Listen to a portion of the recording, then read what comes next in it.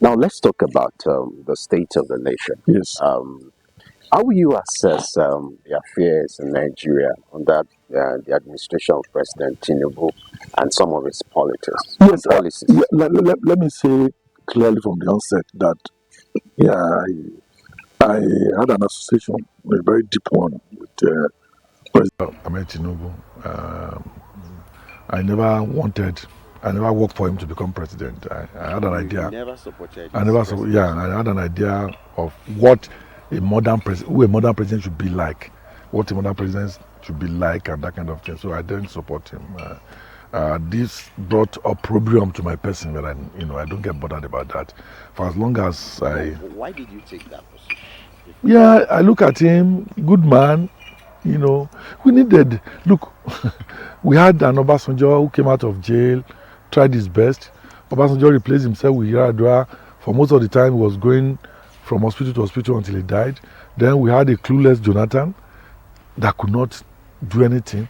Then we had a Buhari who also had their challenges. At that point, I thought we needed somebody who is vibrant, well educated, well grounded, good health, mobile, and a bridge between the older generation and the younger generation. That was what my analysis, the kind of analysis that convinced me that he was not the right person at that time. Because, people's support are determined by money, by favor, by ethnicity, by religion, and those kind of things. So they all came up, abused the hell out of me, and called me all manners of names, and called Oshiba too all manners of names, and insulted us. But it doesn't matter. He went through the election, he won, and we've seen the outcome of it in the last 2 years plus. On different platforms, I've expressed my opinion about the way things are going in Nigeria: hunger, disease, disillusionment, frustration, and all of that. And the democracy itself is not growing. A lot of elements are behaving as if they're in a military regime. Just yesterday, a governor in Kogi announced that a senator elected cannot come home to her constituency in Kogi State. I mean, what kind of rubbish is that? How can that be part of what democracy should be? So things are not going on well. And in my birthday message to him just a couple of days ago, I pointed all of that out, and I pleaded with him to change the course of things as it is now. Yeah. But what's your relationship with him? What's it like? No, since I Professional? no since I made my preferences known during the last election, I've never spoken to him. Yeah, I've never. And there won't be an episode where both of Yeah, if we meet by accident somewhere while he's still president, then we shake hands, talk.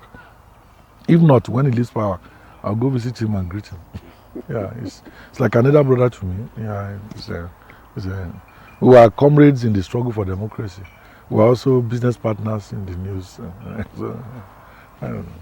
All right. Now let's go to your journey to politics. Mm-hmm. Was it planned? Your transition from journalism to Ah, politics.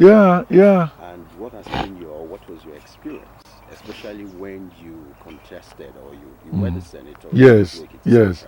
And then you didn't have to go for second term. Mm-hmm. What was your experience, and what made you take that kind of decision? Okay, I am from a highly political family. My grandparents were members of paternal grandparents were members of the action group, committed members of the action group. That even when Akitola came and sought my grandfather's support, we clearly told them that it was for Awolowo, and they arranged and got him locked up in the prison there. He was in prison advocate for 9 months, and only got released after the military took over.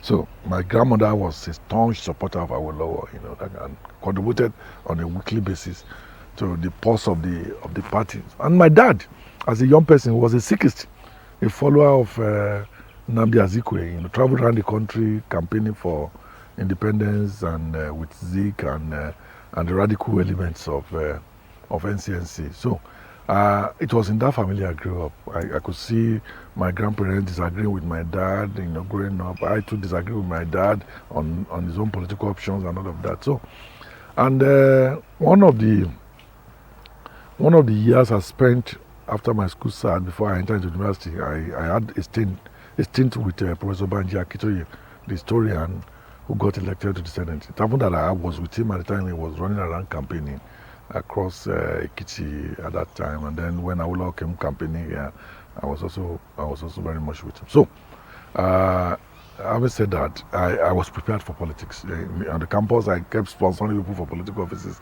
I was not contesting myself.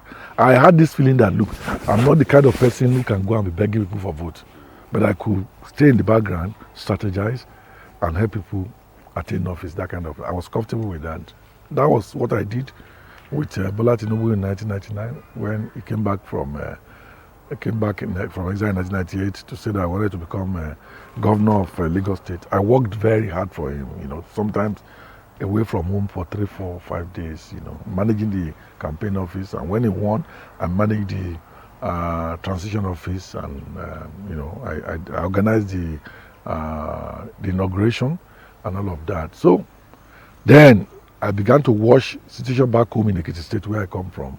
We had a governor who I had the feeling was not doing well. I tried to get him to do well. He didn't like it, and I began to organize against him. He lost a return to government. Then Fauci came in, started abusing and killing, and I organized against him, raised money, and got him impeached. And Obasanjo didn't like that. Then imposed an emergency. So, to 2010, I just said, why must I always be the one doing that? Why don't I just go in? And so that was how I jumped into the fray and contested for the Senate, and I got elected into the Senate. By the time I got to the Senate and see how deep-rooted the problem of Nigeria is, and I got frustrated, almost to the point of suffering depression, and I just vowed that I was not going to return to the Senate. That 4 years was enough for me. Let me go and do something much more useful. Okay. Would there be any day you're going to return to politics or change your mind, just like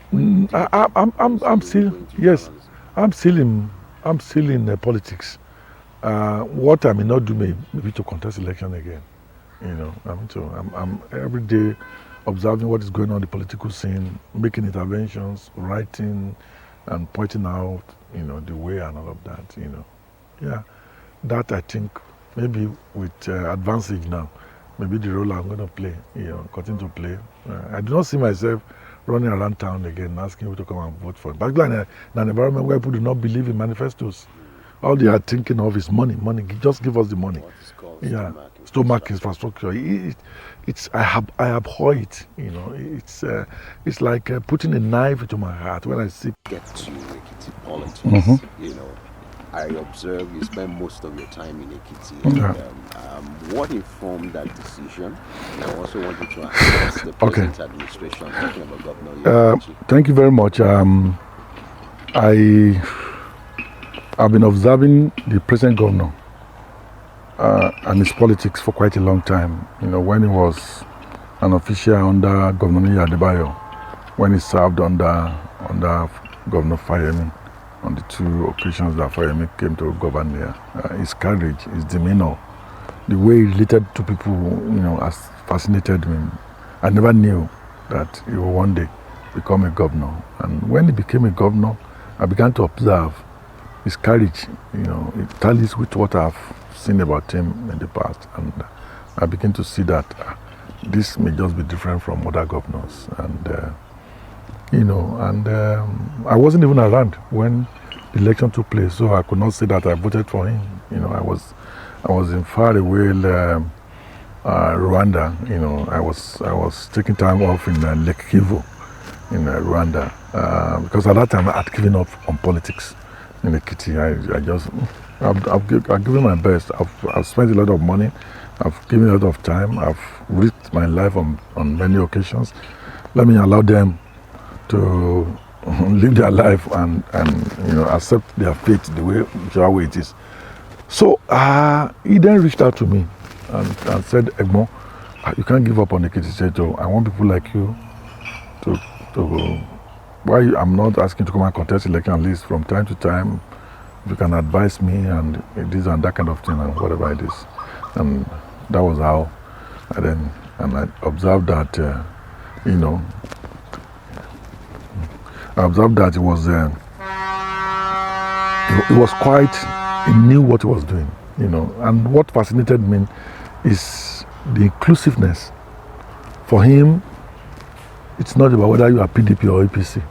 It's not about whether you are Labour Party or SDP. It's about you are an Ekiti person, So reaching out to ex-governors of different parties, reaching out to people who contested against him to become governor, reaching out, I said this must be a different person. And truly, he's been the best ever that Ekiti has produced. Respect traditional rulers, respect elders, give what is due to pensioners to them, teachers, civil servants, and everything. And then whatever money is available, is using it for infrastructural development. So, but what for me is more important is keeping peace. Without peace, there can be no development. If there are no peace in this state, you won't find me here. If people are shooting at one another, it's one trouble, just the way we're having it under fire. At 60 something plus, I wouldn't want to be in that kind of environment. Today now, I can be in my house here, when it's time to go to bed, I go to bed in peace, hoping to wake up in peace, without anybody coming to shoot at me or whatever. That is it. Under his watch, I've never heard of any political harassment, any political assassination, any killings or whatever. If there is a problem, he quickly rush there and sort things out. He's not abusing anybody, he's appealing to everybody. That is my idea of what a good governor should be. Every other things we follow. And in his own little way, other things have been following. Yeah. So that's why, when I was called to come and be part of the people who endorse him for second time, I said, well, all well and good. He has given us a model on how this place could be governed. And we hope that, incrementally things will continue to get better in terms of infrastructure, in terms of employment and every other thing. Yeah.